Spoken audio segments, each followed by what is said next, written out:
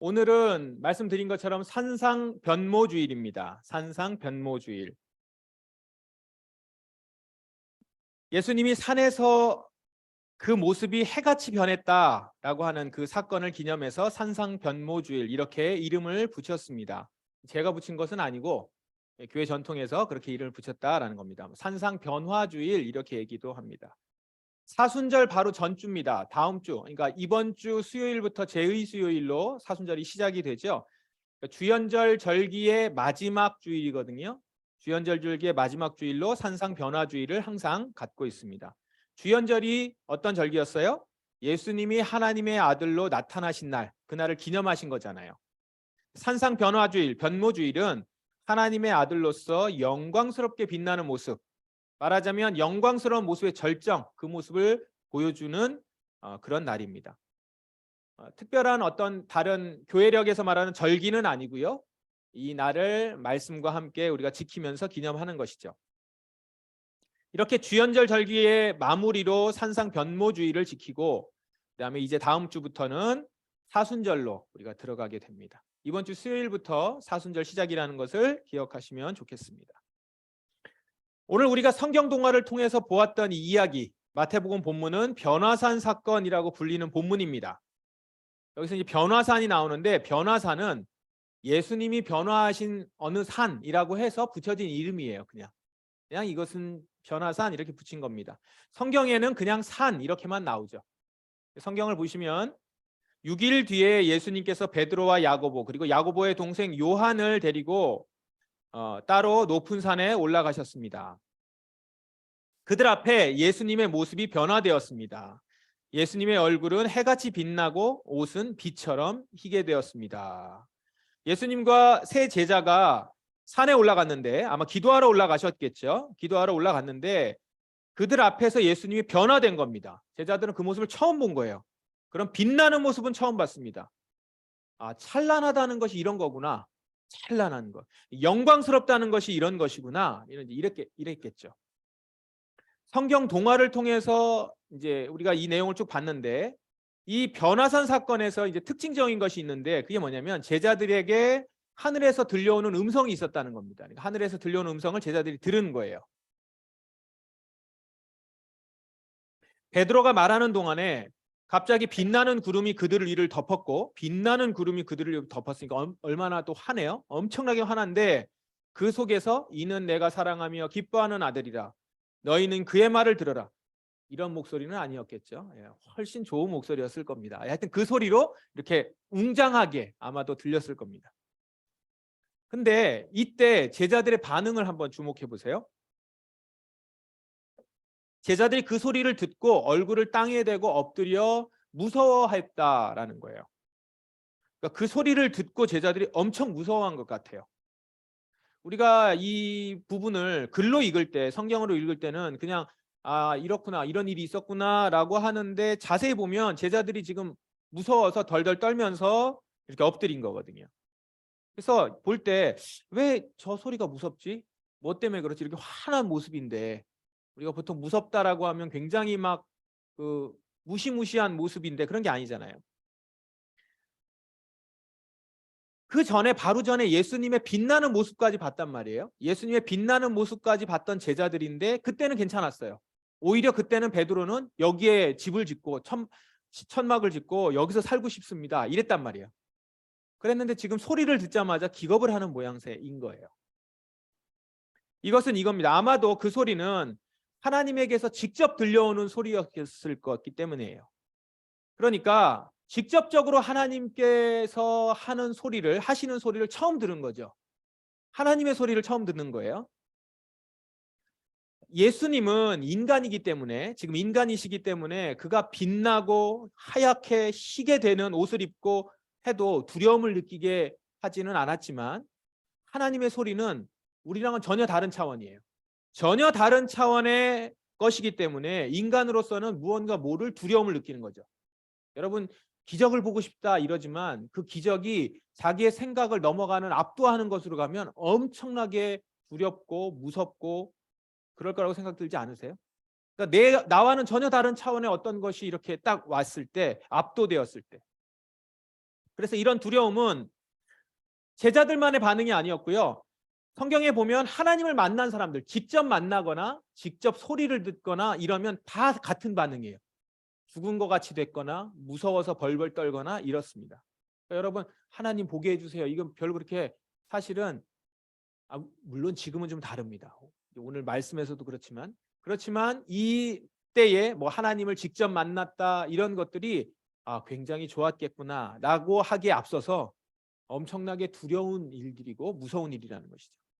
그러면 왜 하나님을 직접 대할 때 우리 인간은 이렇게 두렵고 무서울까요? 근본적으로 우리는 어둠에 속해 있기 때문에 그렇습니다.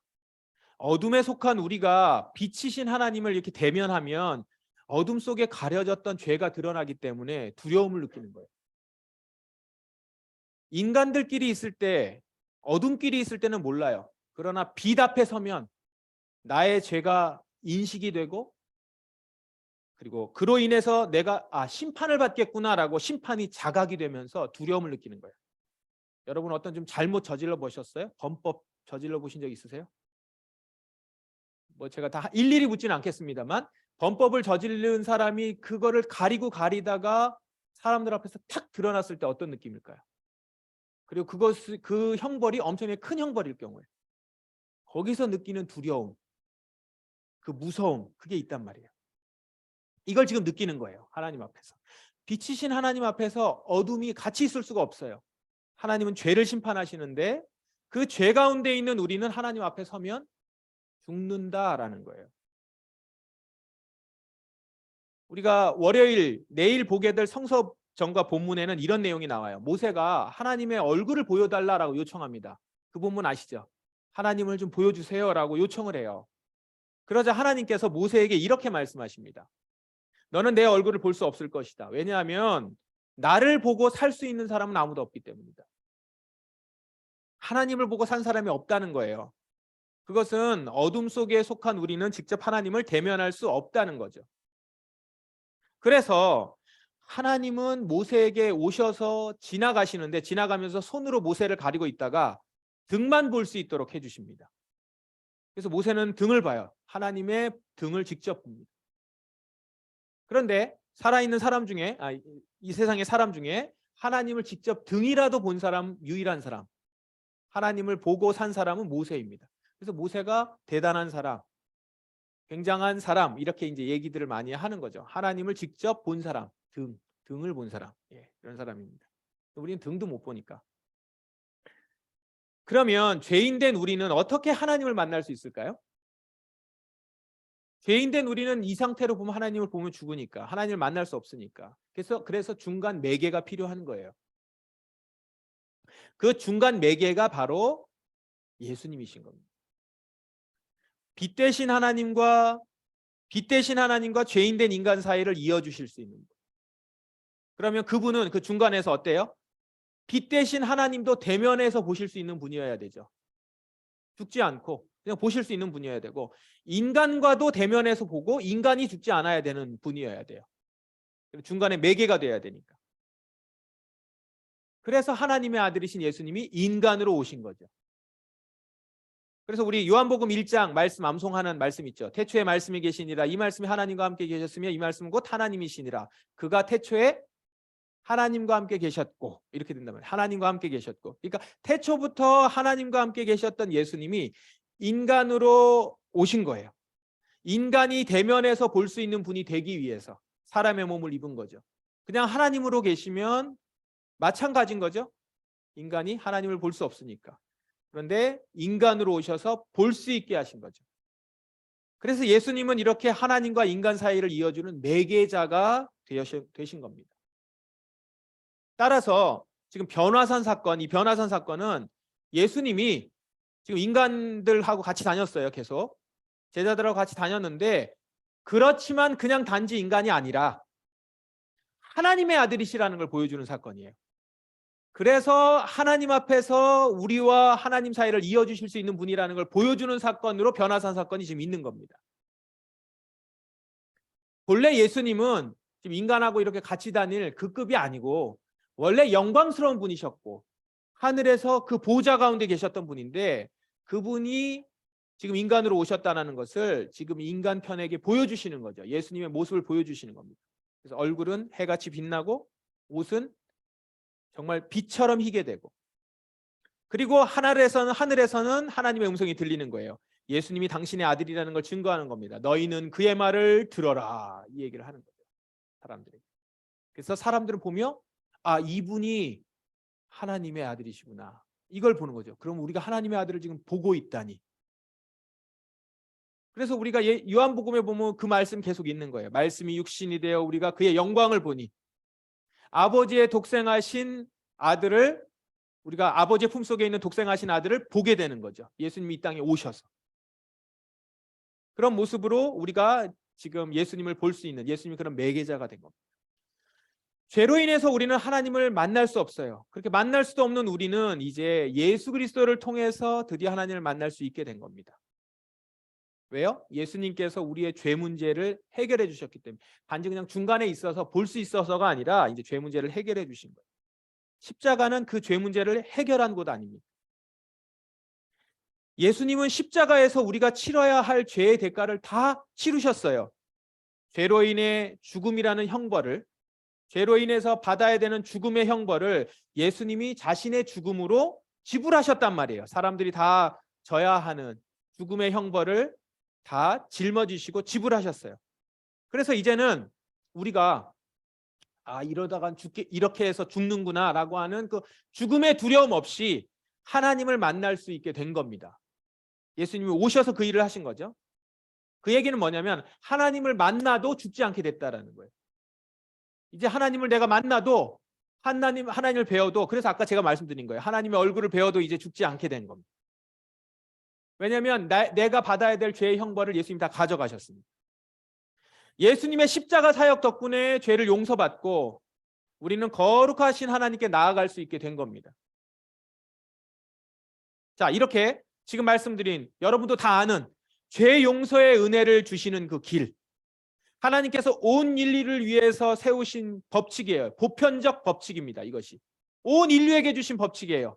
예수 그리스도를 통해서 그분이 형벌을 다 가져가셨기 때문에 그분을 통해서 은혜를 주시겠다. 그래서 나에게 나아오면 만날 수 있다라고 하는 보편적 법칙이에요. 그럼 이 보편적인 법칙이 하나님께서 우리를 위해서 준비해 주신 이 죄 용서의 은혜의 이 법칙이 어떻게 한 사람 한 사람 개별적으로 나의 것이 될 수 있을까요? 하나님이 온 인류를 위해서 세우신 이 법칙이 내게 개인적으로 직접적으로 어떻게 적용이 될 수 있게 되느냐라는 겁니다. 무엇을 통해서? 한 사람 한 사람은 어떻게 해요? 바로 회개를 통해서예요. 회개. 우리는 회개를 통해서 하나님께서 이 열어두신 죄 용서의 은혜, 하나님께서 열어주신 이 길로 들어설 수 있게 되는 거예요. 그래서 하나님께서 주신 이 은혜의 길을 내 것으로 누릴 수 있게 해주신 겁니다. 무엇을 통해서요? 회개를 통해서.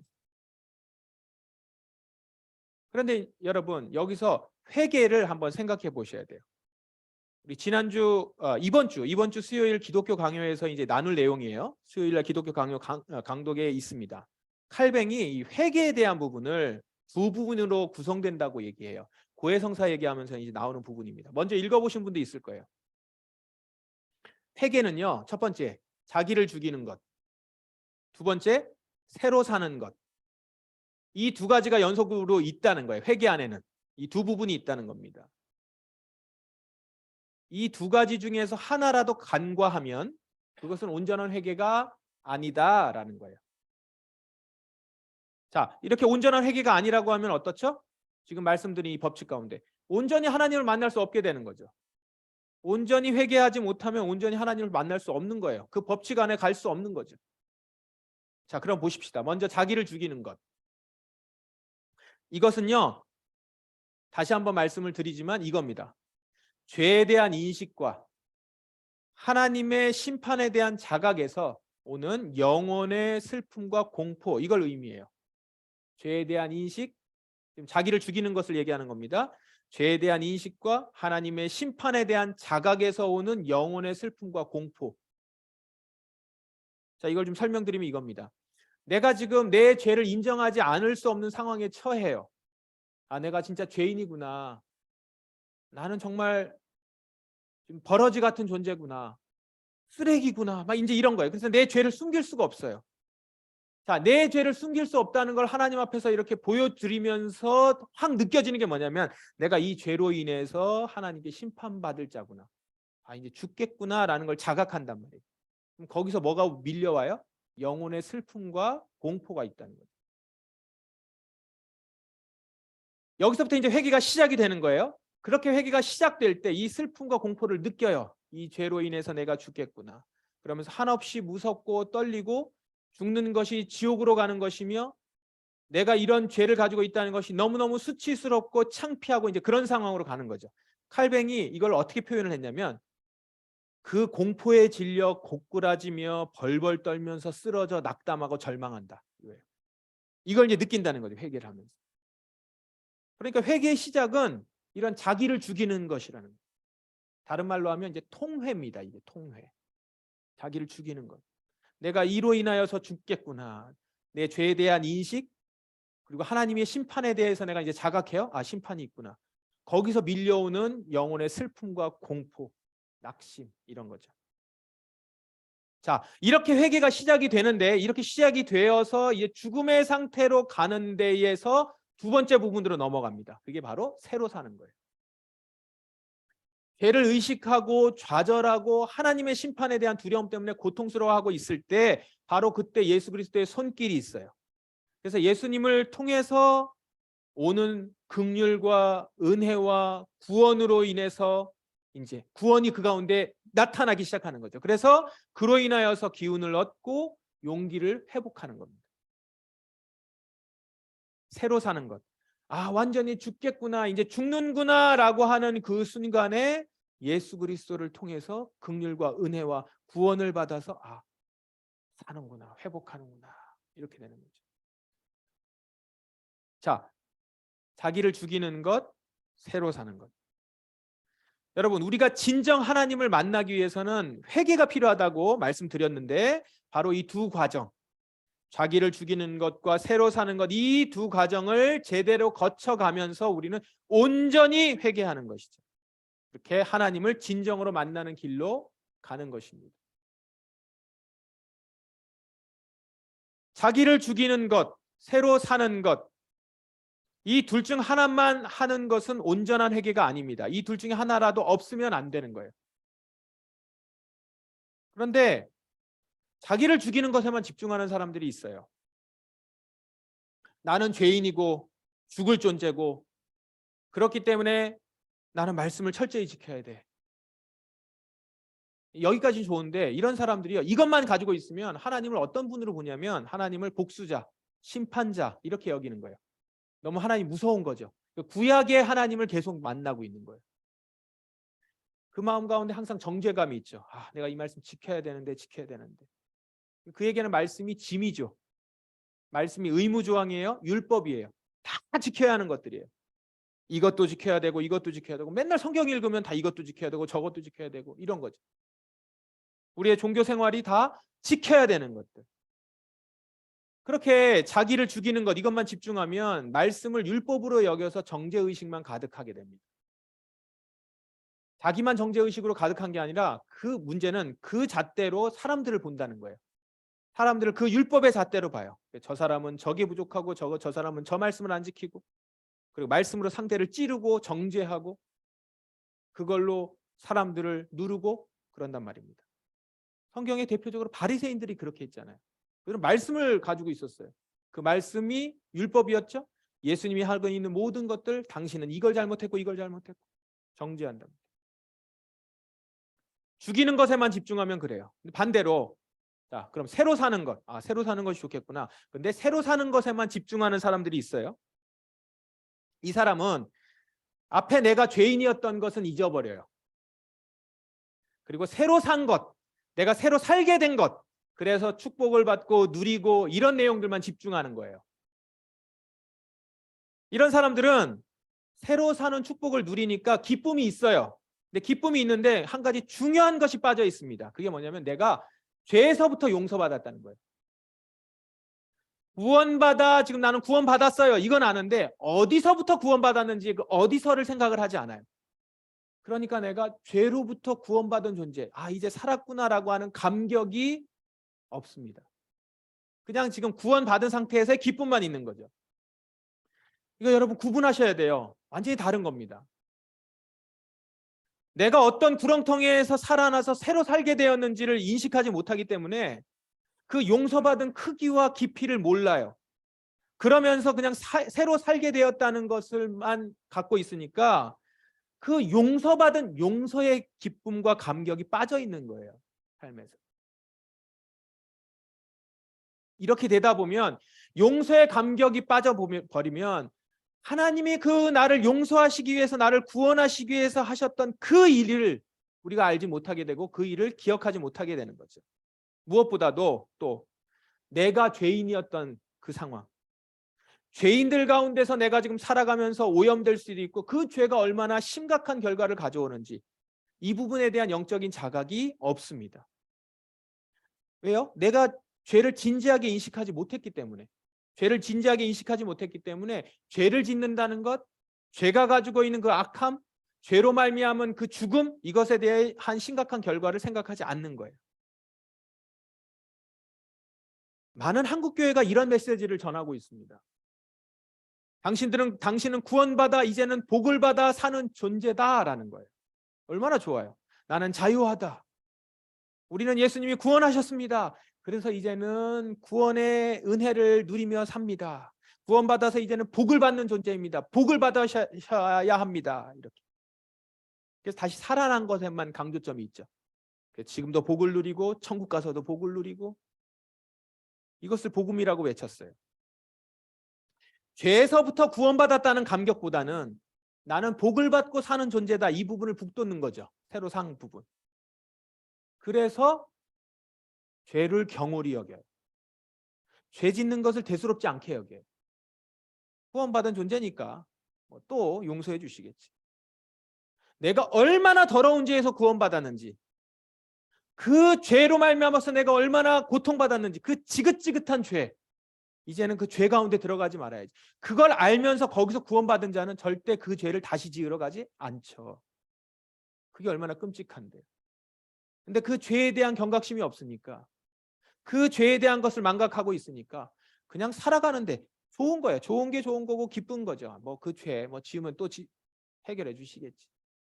그것 때문에 우리 주님이 어떠한 고통과 어떠한 일을 하셨는지, 어떠한 대가를 지불하셨는지에 대한 생각을 하지 않는 것이죠. 내가 더러운 죄에서 구원받았음, 그것을 알고 그 은혜, 그것들을 기억하지 못하고 그냥 구원받았다라는 것만 기뻐하는 것, 새로 사는 것, 그것만 있는 사람들이 있어요. 여러분, 회개는 나를 죽이는 것과 새로 사는 것, 이 둘이 같이 있는 겁니다. 이 둘 중 어느 하나도 가볍게 여겨서는 안 됩니다. 먼저는 내 죄를 깊이 인식하고 하나님의 심판을 처절하게 자각함으로 죽음의 슬픔과 공포를 깊이 경험해야 해요. 내가 얼마나 비참한 존재인가. 나는 완전 망한 인간이다. 나는 그저 한낱 먼지와 같은 자이다. 내 가운데 온통 내 속사람은 벌레로 가득하다. 이런 것들을 진짜 느끼는 것이죠. 그래서 나에 대한 긍정, 기대 모조리 부서집니다. 이게 자기 부정 아닙니까? 그리고 그런 나에게 예수님이 오셔서 의롭다 하셨다라는 거예요. 그런 나를 예수님이 오셔서 의롭다 하신 거예요. 꽤 괜찮은 나였는데 아무도 알아주지 않았어. 근데 예수님이 오셔서 알아주신 거야. 이게 아니고 나를 아무도 알아주지 않는 것, 내가 죽어가는 것은 마땅하다라는 거예요. 마땅하고 그렇게 죽어도 아무 억울할 것이 없는 나에게 예수님이 오셔서 나를 의롭다 하셨다라는 거예요.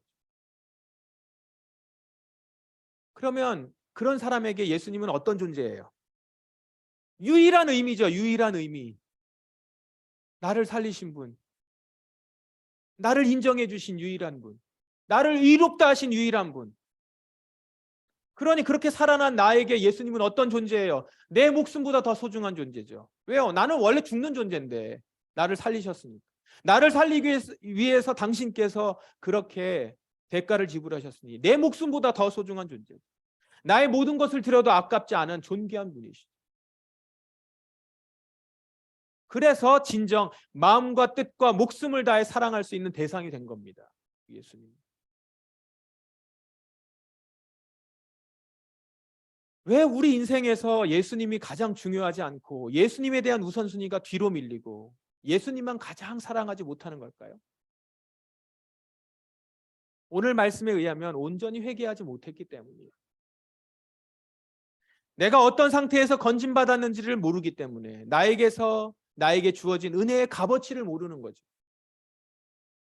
그 가운데 예수 그리스도 그분이 내게 어떤 존재인지 분명히 보지 못하는 겁니다.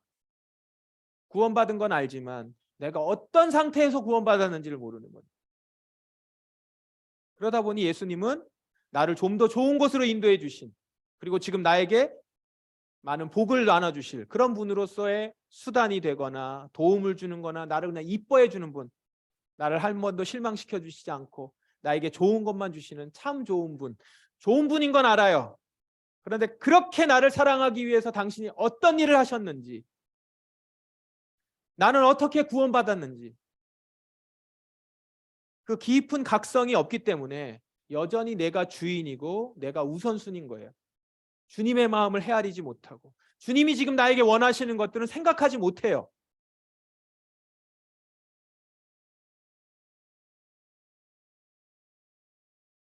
우리가 지난주에 나를 살리는 율법 계명 이 얘기를 나눴습니다. 나를 살리는 율법 계명. 그 계명이 뭡니까? 하나님을 사랑하고 이웃을 사랑하는 이 계명. 근데 이 계명을 지킬 때 우리는 살 수 있다고 했어요. 그러면 진정으로 하나님을 사랑할 수 있는 것. 그건 뭐예요? 하나님이 내게 베푸신 은혜를 깊이 깨달아 알 때라는 것입니다. 이 은혜의 감격은 내가 어떻게 구원받았는지, 내가 어떤 존재인지, 그곳에서부터 어떻게 구원받았는지 자각할 때입니다. 내가 진짜 죄인임을 깊이 인식하는. 그러므로 여러분, 내 죄를 깊이 깨닫는 것, 하나님을 만나는 은혜의 시작입니다. 그 순간은 사실 매우 고통스러워요. 내가 죄인이라는 걸 인정하는 것은 굉장히 고통스러운 일이에요. 내가 잘못했다라는 것을 말하는 것은 정말 힘든 일입니다. 그런데 그 시간이 그 힘든 고통이 있을 때 여러분 꼭 기억하실 수 있길 바랍니다. 내가 진짜 은혜의 감격을 누림의 시작이 되는구나. 그래서 여러분 죄인임을 직면하는 것 거부하지 마십시오. 우리가 하나님을 제대로 깊이 만나기 위해서는 하나님의 은혜를 제대로 알려면 나의 죄된 본성을 온전히 인식하고 이런 나를 다시 살게 하신 그 은혜를 알아야 합니다. 그런 사람이 예수님을 가장 사랑할 수 있게 될 것입니다.